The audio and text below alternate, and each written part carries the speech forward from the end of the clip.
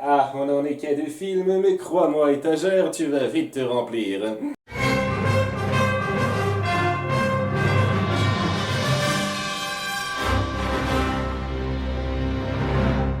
Bonjour, je suis Mayolek et je suis Disneyphile.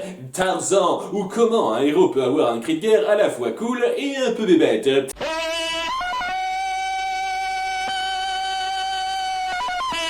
Tarzan est une figure iconique de la culture populaire qui a connu maintes interprétations, allant de sérieux à délibérément ridicule, en passant par ridicule qui s'est voulu sérieux. Mais de toutes les incarnations que j'en ai vues, qui j'avoue ne sont pas très nombreuses, ma préférée est de loin l'adaptation par Disney. Au point où ça en est même devenu un de mes Disney préférés, notamment grâce à l'histoire de base simple mais efficacement mise au goût du jour. Le premier bon aspect, c'est tout l'effort mis dans l'introduction du monde et des origines du personnage. Que ce soit le naufrage insoutenable de ses premiers parents, le parallèle entre sa famille et celle des singes, la façon à la fois tragique et pleine d'espoir qu'ont ses destins de se croiser, le développement de notre héros jusqu'au grand affrontement du premier grand méchant instauré, tout est raconté de façon quasi parfaite et offre une intensité véritablement prenante. Si on ne réfléchit pas trop au fait que tous les animaux existants ont la même durée de vie que les humains maintenant, apparemment. Sincèrement, la première demi-heure du film pourrait suffire à faire un très bon court-métrage. Ça part vers une conclusion qui serait satisfaisante, mais... Ce n'est que maintenant que l'histoire commence vraiment. Une mise en bouche parfaite pour lancer tout le récit autour de Tarzan, l'homme singe avec qui la pilosité a été très clémente et qui est un excellent protagoniste. Il dégage une véritable classe dans ses compétences. Sa quête d'identité est magnifiquement étalée tout le long du film et en est véritablement le cœur. Et on ne peut pas s'empêcher de sympathiser avec sa bouille super trognonne. Pour le compléter, on a Jen, la jeune dame anglaise bien moins débrouillarde mais qui a une personnalité marquante et une façon super trognonne d'en pincer pour Tarzan. On sent vraiment toute la tâche qui se construit en elle et le dilemme que ça lui pose. Et ensemble, ils forment un couple super trognon. Faut que j'arrête avec ça, moi. Mais il est vrai que leur alchimie est très bien fichue. On ressent leur attirance commune, la curiosité de chacun d'eux sur le monde de l'autre. Ils se complètent à la perfection et forment l'un des meilleurs, si ce n'est le meilleur couple Disney à mes yeux. Donc oui, tous les moments autour de ces deux-là sont irréprochables. Mais il n'y a pas que dans le film. Kala joue parfaitement le modèle maternel de l'histoire. On sent que chaque épreuve de notre héros l'affecte aussi, de même que son désir à la fois de faire ce qu'il y a de mieux pour lui et de le garder auprès d'elle. Kerchak est parfait dans le rôle du chef autoritaire intraitable, le modèle de père que Tarzan essaye de convaincre, et l'évolution de leur relation au fil du film est très prenante. Toc est pas mal dans le rôle de l'ami brut de décoffrage, même si son doublage français est pas génial. Et ça me coûte de dire ça parce que j'adore Muriel Robin, c'est une de mes humoristes préférées, mais on sent bien que le doublage, c'est pas sa spécialité. Et puis c'est un peu comme Eddie Murphy dans Mulan, j'arrive jamais à voir le personnage, juste la comédienne. Je ne monte pas sur mes grands chevaux, regardez, tac, je monte sur mes tout petits chevaux. C'est légèrement pareil pour Valérie Lemercier, mais de façon bien moins prononcée. Dégage!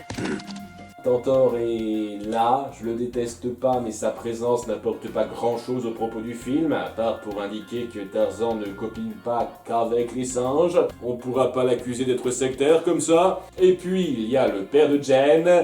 Monsieur Clayton m'a dit de ne pas bouger. J'ai bougé. C'est un impératif pour tous les scientifiques de films Disney, vous devez être un loufoque excentrique.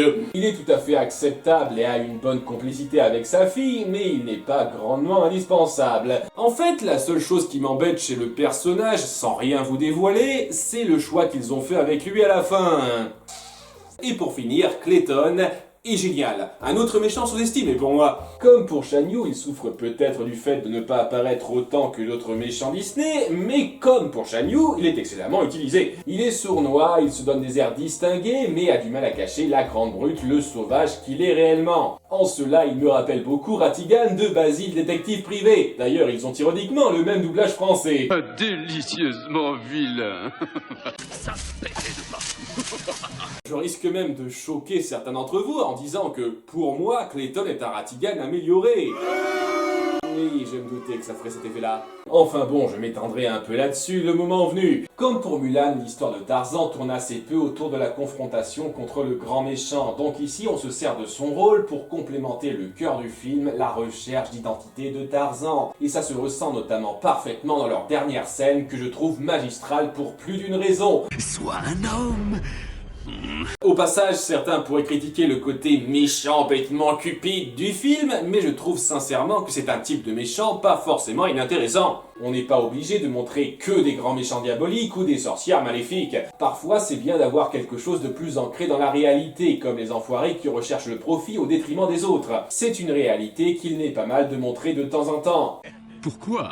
Pour les 300 livres sterling qu'ils représentent chacun. La musique maintenant, peu légèrement divisée. Il est clair que si vous n'êtes pas fan du timbre de Phil Collins, vous risquez difficilement d'accrocher.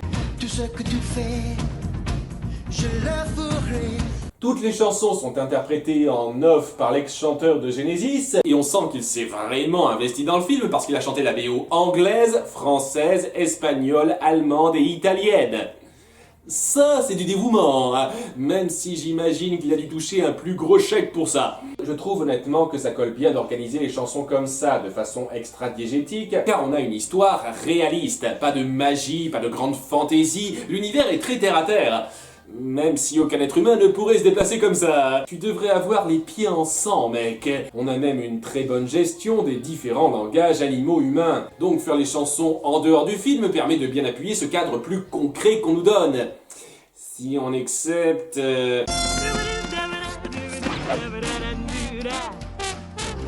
Dieu, que je hais cette scène. Ce n'est qu'une façon légèrement poussée d'agiter ses clés devant les mioches, par peur de les perdre parce que le film ose tacler une ambiance un peu adulte.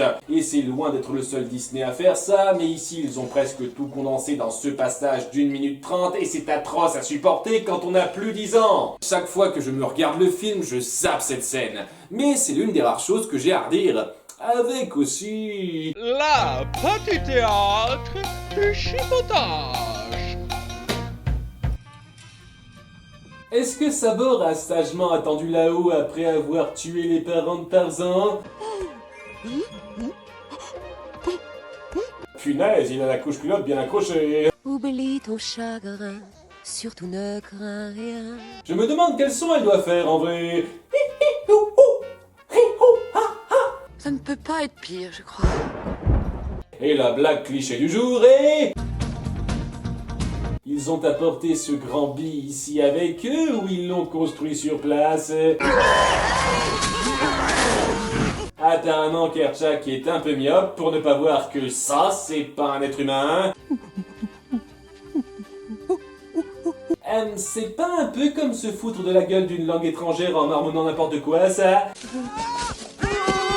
Quelle logique de raisonnement exactement vous a fait dire que c'était une bonne idée d'attirer Kerchak à l'endroit dont vous vouliez l'éloigner? Vous saviez que vous pouviez juste enlever ses costumes à tout moment pour arrêter cette chasse. Viens avec moi. J'aurais dû te montrer quelque chose il y a longtemps. Un coup de bol que Tarzan ne soit jamais tombé là-dessus durant toutes ces années. C'est l'hôpital qui se fout de la charité.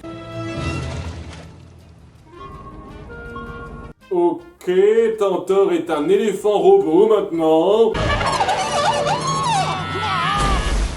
Avec ses personnages très forts et son intrigue simple mais palpitante, Tarzan a su s'approprier le mythe du personnage avec brio en devenant pour moi un incontournable des studios.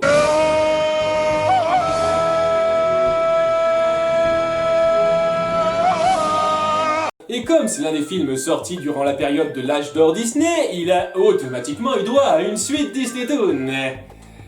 À la prochaine, et n'oubliez pas d'être Disneyphile.